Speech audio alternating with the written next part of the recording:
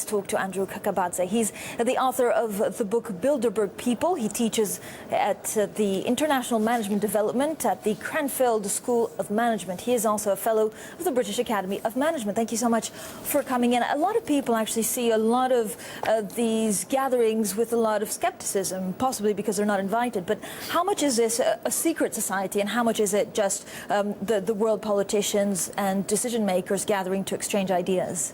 It's a private meeting. It's not a secret society. The interest is who gets invited. And in many ways, if you take any government, the cabinet meets in private. But what we have is a series of journalists who understand what's happening.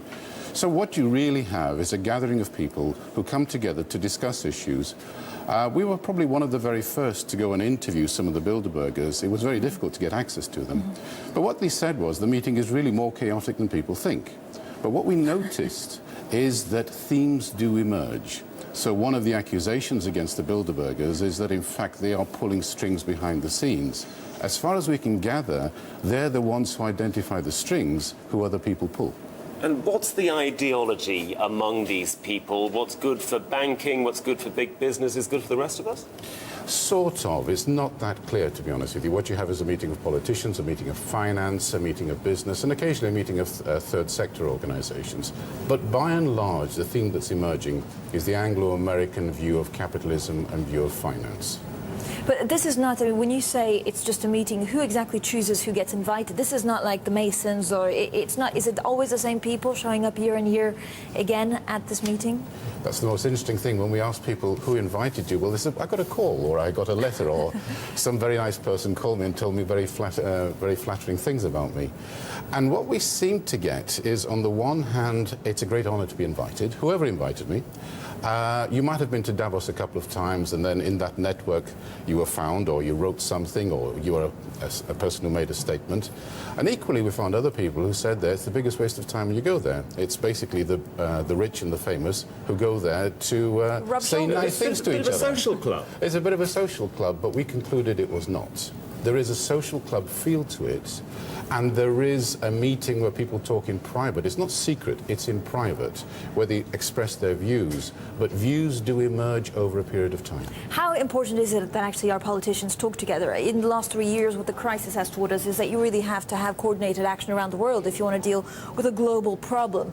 Is this kind of meeting useful just because you get FaceTime with your counterpart over, on the other side of the pond, that you need to somehow know what he's thinking to realize what you're thinking, certainly in policy terms?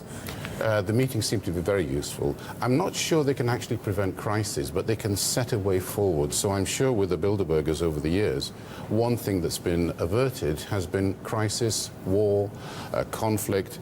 The fact that these people get together and begin to talk does smooth things out. The issue, however, is that they smooth things out in whose favor and in what direction.